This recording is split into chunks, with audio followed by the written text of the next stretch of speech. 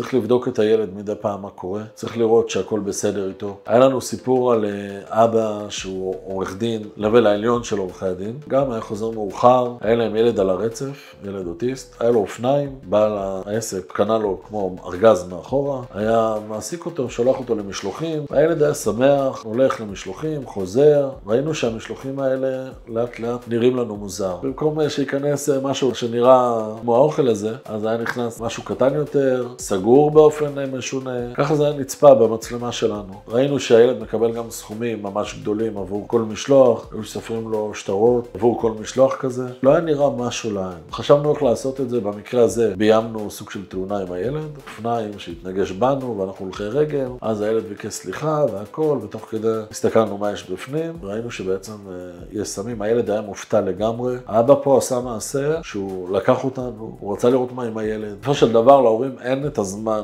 להסתכל, לבדוק מה עם הילד, וזה קורה. אז לפחות צריך לקחת מישהו שיסתכל, והרבה פעמים הכל תקין. אבל יש לפעמים שזה שווה את הבדיקה הזאת.